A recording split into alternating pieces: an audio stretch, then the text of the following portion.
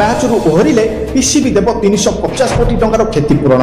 ଯେଉଁ ଦର୍ଶକ ବନ୍ଧୁ, କଲମ୍ବୋରେ ଖେଳାଯିବାକୁ ଥିବା ପାରମ୍ପରିକ ପ୍ରତିଦ୍ୱନ୍ଦ୍ୱୀ ଭାରତ ବିପକ୍ଷ ବିଶ୍ୱକପ୍ ମ୍ୟାଚ୍ରୁ ଓହରି ଯିବାକୁ ପାକିସ୍ତାନ ହାଷ୍ଟପଦ ମାରୁଛି।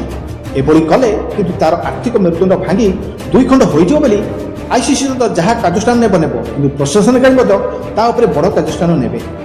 ଆଇସିସି ଯାହା କାର୍ଯ୍ୟାନୁଷ୍ଠାନ ନେବ ପ୍ରଶାସନିକ ସଂସ୍ଥା ମଧ୍ୟ ତା ବିପକ୍ଷରେ 38 ନିୟୁତ ଡଲାର ବା ପାଖାପାଖି 350 କୋଟି ଟଙ୍କାର କ୍ଷତିପୂରଣ ମକ୍ତମା କରିବ।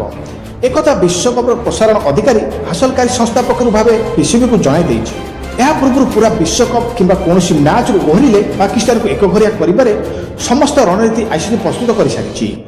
ଏହା ସତ୍ତ୍ୱେ ଯଦି ପାକିସ୍ତାନ ଓହରେ ତାହେଲେ ତାଙ୍କୁ ଏସିଆ କପ୍ରୁ ବାହାର କରିବ ଆଇସିସି। ପୁଣି କୌଣସି ଦ୍ୱିପାକ୍ଷିକ ଶୃଙ୍ଖଳା ଖେଳିବାର ସୁଯୋଗ ଦେବନି ଆଇସିସି। ସେହିଭଳି ପାକିସ୍ତାନ ସୁପର ଲିଗ୍ ଲାଗି ବିଦେଶ ଖେଳାଳିକୁ ଆପତ୍ତିବିହୀନ ପ୍ରମାଣପତ୍ର ମଧ୍ୟ ଜାରି କରିବ ନାହିଁ, ଯାହା ପାକିସ୍ତାନ କ୍ରିକେଟ ପାଇଁ ଅତ୍ୟନ୍ତ ମହଙ୍ଗା ସାବ୍ୟସ୍ତ ହେବ। ସେଥିପାଇଁ ଇଞ୍ଜାମୁଲ ଉଲ୍ ହକ୍, ୱାସିମ୍ ଆକ୍ରମ ଏବଂ ରସିଦ ଲତିଫ ଭଳି ପୂର୍ବତନ ଖେଳାଳି ଏଭଳି କୌଣସି ପଦକ୍ଷେପ ନ ନେବାକୁ ପିସିବିକୁ ପରାମର୍ଶ ଦେଇଛନ୍ତି। ଝିଅ ଦର୍ଶକ ବନ୍ଧୁ, ବର୍ତ୍ତମାନ ଟି20 ବିଶ୍ୱକପ୍ ନେଇକି ବଡ଼ କଣ୍ଟ୍ରୋଭର୍ସି ଚାଲିଛି।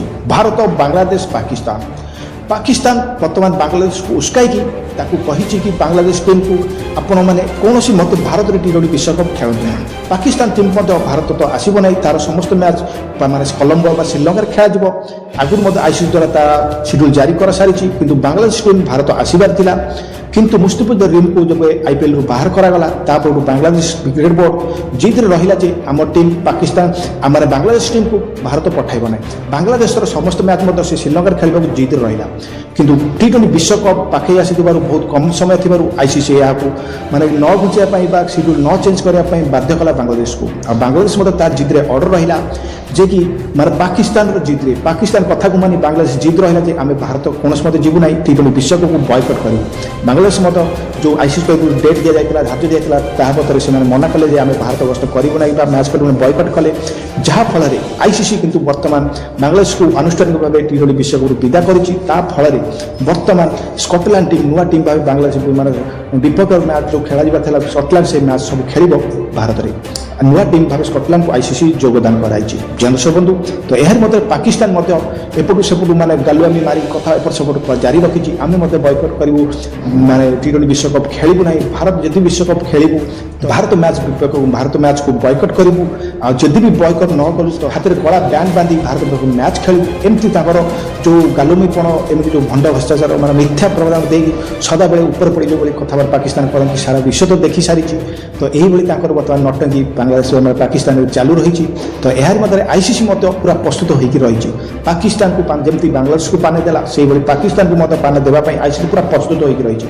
ଯଦି ଭାରତ ମ୍ୟାଚ୍ରୁ ପାକିସ୍ତାନ ଓହରିଯାଏ ବା ବିସିବି ଓହରିଯାଏ ତେବେ 350 କୋଟି ଟଙ୍କାର କ୍ଷତିପୂରଣ ଦେବ ପାକିସ୍ତାନ ଟିମ୍। ଦର୍ଶକ ବନ୍ଧୁ, ପ୍ରସାରଣକାରୀ ହେଉ ବିଭିନ୍ନ ପ୍ରକାର ସବୁ କ୍ଷେତ୍ରରୁ ପାକିସ୍ତାନ ପୁରା କାଙ୍ଗାଳ ହୋଇଯିବ। ତ ପାକିସ୍ତାନ ଯଦି ବି ବୟକଟ୍ କରେ ତ ବାଂଲାଦେଶକୁ ତାଙ୍କ ସ୍ଥାନରେ ପୁଣି ବିଶ୍ୱକପରେ ମାନେ ସାମିଲ କରାଯିବ ବୋଲି ଆଇସିସି ତରଫରୁ ପ୍ରୋଗ୍ରାମ ରେଡି ହୋଇକି ରହିଛି। ବାଂଲାଦେଶ ଟିମ୍ ଚାହୁଁଛି ତାର ସବୁ ମ୍ୟାଚ୍ ଶ୍ରୀଲଙ୍କାରେ ଖେଳିବା ପାଇଁ। ତ ଆଗରୁ ମଧ୍ୟ ପାକିସ୍ତାନର ସବୁ ମ୍ୟାଚ୍ ଶ୍ରୀଲଙ୍କାରେ ହିଁ ଅନୁଷ୍ଠିତ ହେବାର ଥିଲା। ତ ପାକିସ୍ତାନ ଯଦି ବୟକଟ୍ କରେ ତ ଶ୍ରୀଲଙ୍କା ପାଇଁ ମାନେ ବାଂଲାଦେଶ ଟିମ୍ ପାଇଁ ବହୁତ ଖୁସି ଖବର। ଆଉ ପାକିସ୍ତାନ ପାନ ଦେବା ପାଇଁ ଆଇସିସି ପାଖରେ ଭଲ ଯଥେଷ୍ଟ ପ୍ରମାଣ ରହିବ।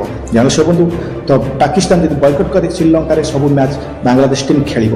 ଦର୍ଶକ ବନ୍ଧୁ, ତ ବର୍ତ୍ତମାନ ଟି20 ବିଶ୍ୱକପ୍ ନେଇ ବହୁତ କଣ୍ଟ୍ରୋଭର୍ସି ଚାଲିଛି। ବାଂଲାଦେଶ ଆନୁଷ୍ଠାନିକ ଭାବେ ଟି20 ବିଶ୍ୱକପ୍ ବାହାର ହୋଇସାରିଛି। ତ ପାକିସ୍ତାନ ଟିମ୍ କ'ଣ କରିବ ଏହାର ମଧ୍ୟ ତାଙ୍କ ନଟଙ୍ଗୀ ଜାରି ରହିଛି। ଆଗାମୀ ଦିନରେ ଜଣାପଡ଼ିବ ପାକିସ୍ତାନ ଟିମ୍ ବିଶ୍ୱକପ୍ରେ ଭାରତ ସହ ମ୍ୟାଚ୍ ଖେଳୁଛି ବୟକଟ୍ ନ କରୁଛି। ତ ଆଗାମୀ ଦିନରେ ଆପଣମାନେ ଏଇଭଳି ଅପଡେଟ୍ ସାରା ଅପଡେଟ୍ ମୁଁ ଆପଣମାନଙ୍କୁ ଜଣାଇବି। ତ ଇଏ ଥିଲା ଲାଟେଷ୍ଟ ଅପଡେଟ୍ ଯେ ମୁଁ ଆପଣମାନଙ୍କୁ ଜଣାଇଲି। ଅପଡେଟ୍ ଯଦି ଆପଣମାନଙ୍କୁ ଭଲ ଲାଗିଥାଏ ତ ଗୋଟେ ଲାଇକ୍ କରିବେ ଆଉ ज़्यादा ସେୟାର କରିବେ, କାରଣ ଏଇଭଳିଆ କ୍ରିକେଟ୍ କଣ୍ଟେଣ୍ଟ ସର୍ବପ୍ରଥମେ ମୋ ଚ୍ୟାନେଲ୍ ସ୍ମାଇଲ୍ ବର୍ଡ କ୍ରିକେଟରେ ଆପଣମାନେ ଦେଖିବାକୁ ପାଇବେ। ତ ଆଜି ପାଇଁ ରହୁଛି, ଦେଖା ହେବ କାଲି ଏମିତି ଏକ ଦମଦାର ଭିଡ଼ିଓରେ। ସେତେବେଳେ ଟେକ୍ କେୟାର, ଜୟ ଜଗନ୍ନାଥ।